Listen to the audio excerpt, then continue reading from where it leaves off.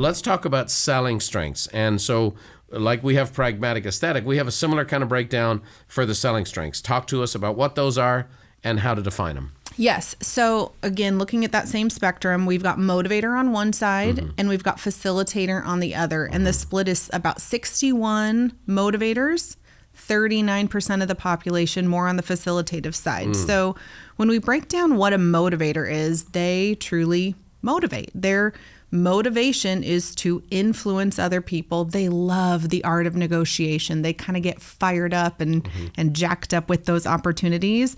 They desire to create momentum and energy and movement and forward progress.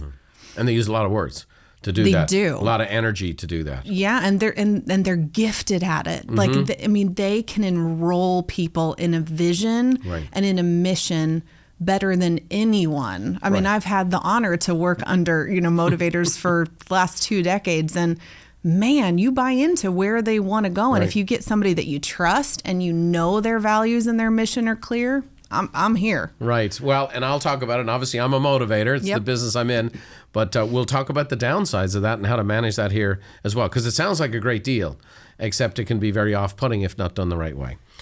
So let's talk about the other. What do we have? We have motivators. What else do we have? Yep. Then we've got facilitators. And these are the patient listeners. These are the people that can ask brilliant questions. They lead with curiosity. They create an environment for other individuals to truly be able to problem solve at a high level. Now, we also, though, have the flip side of some of these, right? Motivators, because they're so all in, that can lead to burnout. Facilitators on the other end, sometimes people need help making decisions. And so just creating an environment and asking questions might stagnate a process, might stagnate a conversation, might stagnate a project. So the first thing, as we always talk about, is this awareness, right? So we have a motivator, facilitator, you understand where you fit. The second thing then is this ability to leverage, do more of it. So when you know you're a motivator, okay, great. So this is kind of how I'm wired. I am going to try to help somebody come to a conclusion. I am going to try to inject energy. I'm going to try to help movement take place. I'm a facilitator. Great. I'll super. Because we all have grown up with the criticism of how we are. Yeah. And so many facilitators are like, I'm creating an environment, but the sales manager tells them they're not strong enough. You're not a closer. You're so on and so forth. You create environments. Those are fantastic things. Yes. You inform and educate. You make people feel comfortable. Those are great things. You create trust. Yes. There's a downside to both of these things, right? And so many people have been unmotivated by a motivator, right? So talk about the downside of a motivator. How does a motivator do too much?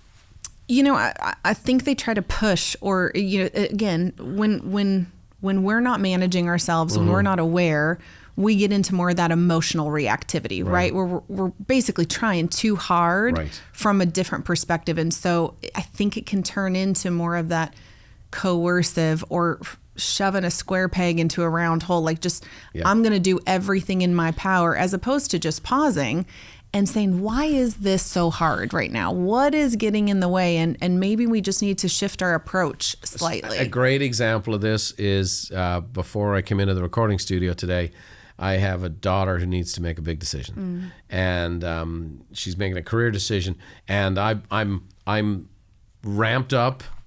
I've been working a little too much, so this is important, right? We know about our profile and our attributes that under stress and in extreme relaxation, we have a tendency to let go of the controls of ourselves.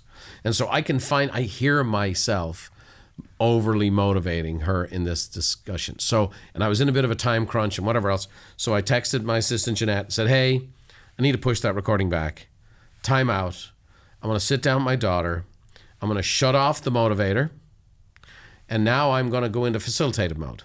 Right. And this is, again, I'm around this decades. Yep. So, but this is how it shows up in real life. This is high skill, but this is great. Yes. So I go, okay, I make the time, take away the pressure that's making me act out of the most extreme part of my own attributes. And lose the strength, like the purity of what makes you great and what she needs right now.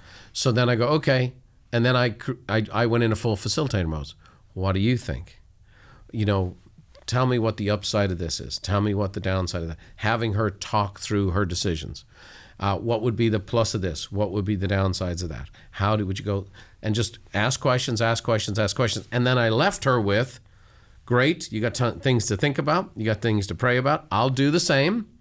And then maybe we can get back together and see what we think. Yeah. So there's an example. But I felt it. Now, I felt it because I've been exposed to you and this information for decades. But I've also learned how to manage myself, as opposed to talking through this whole thing and then getting totally frustrated when she tunes me out. And then I'm like, she doesn't respect me as her father. Yeah. She doesn't respect all these people come from all over the world to hear my advice, but my own daughter doesn't. Right? This is where we get to. It's very easy. And so as opposed to, no, I'm just overutilizing a real strength that I have. Now I'm managing that real strength, and I'm coming from the other side. And so similarly... Well, and think about it as a muscle. You know what I mean? Like when we're working out, it's such an easy way for us to tangibly understand. But like there comes a point where working out that muscle, there's a little discomfort, right? But you're doing it to build it stronger. However, when you're trying to force something to happen, that's when the injury takes place. That's when the burnout occurs. That's when you actually sideline yourself for 6 weeks, because you're trying to do it out of your own strength, not the purity of the ability. Thanks for watching. If you want more tips on how to think, feel, and do better, check out these videos too. Oh, by the way, don't forget to subscribe to the channel and leave us a like if you enjoyed the content.